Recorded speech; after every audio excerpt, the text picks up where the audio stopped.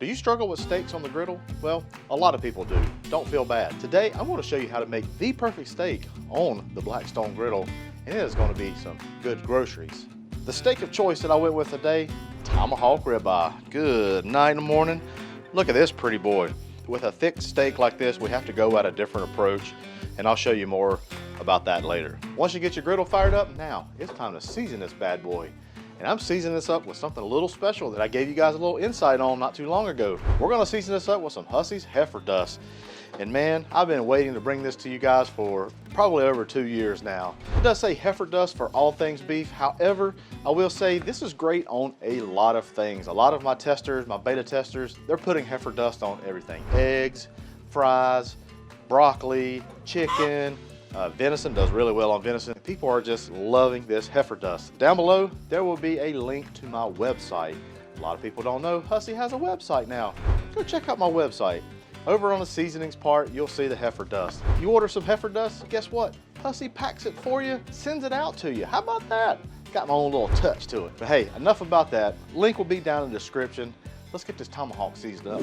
So guys, let me tell you about my process on this. I pre-brine this like a dry brine previous to this, and I just took about a 1/4 teaspoon salt per side, and I just sprinkled it over this ribeye and let it set kind of on room temperature, and just let that salt just kind of penetrate as much as possible. And we're just gonna come in and quite liberally dust this tomahawk with our heifer dust. This is a big old piece of meat, y'all, so you do want to make sure you get plenty of seasoning. We got our tomahawk, we're gonna set it over here to the side and just let that just hang out with some of that heifer dust, kind of just let it sweat a little bit with that seasoning on it, let it adhere a little bit. And what I did was, these are red potatoes, they're kind of a smaller potato.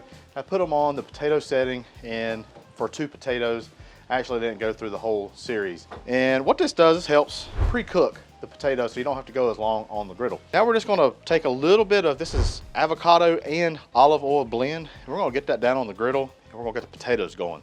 All right, after your potatoes have started for a minute or two, now it's time to get this tomahawk down. So we're just gonna come in here, we're gonna put it right in the middle. Ooh, you hear that sear. And I got a nice little weight that I like to use. This helps with our contact patch. Key moment here, we got our steak down. We're gonna have to continuously flip this steak so that we don't have banding, which is like a gray band on top, gray band on bottom. Medium rare is what we're shooting for. We're just gonna keep continuously flipping this. Hey y'all, if you like this so far, if you don't mind, hit that thumbs up button. And hey, if you don't mind, hit that subscribe button too. I'd like to see you around more. Not gonna get that crust that you're looking for just yet. We're looking to cook it first. Been another 1.5 minutes. We're getting some nice browning now.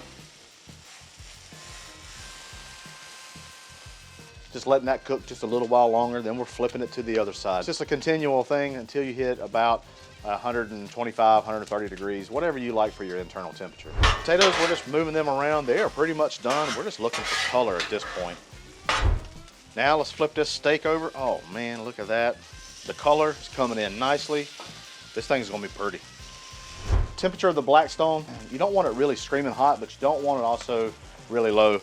We're running at about 400 and looks like about 415 degrees right now. It's also crucial at this point to kind of probe your steak to see where we're kind of at. You know, we're at about 85 degrees right now internal. And you want to go a little bit everywhere, just kind of probe around just to make sure. So we still got a little ways to go. Another thing to be mindful of, especially on a bigger steak like a tomahawk, is don't neglect this edge right here, because the steak's so thick, it's hard to get any color over there. And what I like to do, maybe about halfway through the cook, this helps kind of get these sides right here where they're not so screaming hot. It gives it a break, and just come over here. Good thing is, the tomahawk has a handle, and you just kind of rock it around and just try to fry up that edge, because man, it needs some attention too, especially that fat.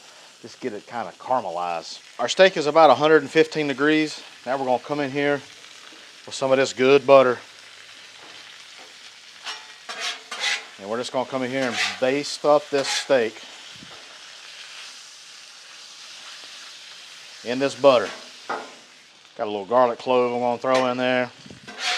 Just gonna come in there. Just continuously baste this bad boy. Ooh, man.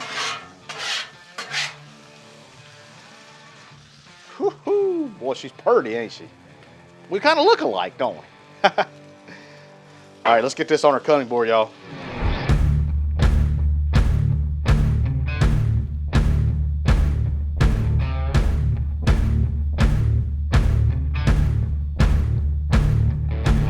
I am ready to chow down on this. Maggie girl's right here. She's ready for this bone.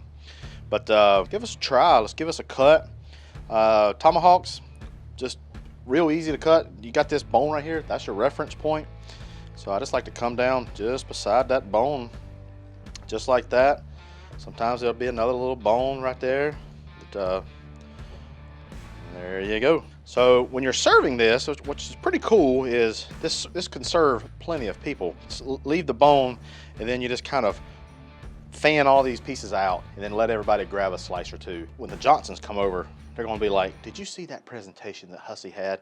It was spectacular. Now, I like to come in here, it's a little bit of post dust. Literally. Just kind of get in there, just like that. Y'all, hey, it don't get any better than this. Look at this. Boy, she's pretty. I'll come in here with some of this board juice, the kind of board sauce, really, with that butter and stuff. Just drag that piece all in that. Oh man, it's so tender. Heifer dust, so good on the steak. It's well rounded, buttery. Dang, boy. I like this outside piece, that spinalis that kind of comes on top. A little bit of that fat. Can't forget our taters. It's just there for kind of looks. I thought, you can't just have a steak laying here without a potato. They got a nice crisp crunch to it. That's a good tater. Hey, these tips will for sure help you in your steak game, no matter if it's small, medium, or big, just like this. I guarantee you'll crush it next time.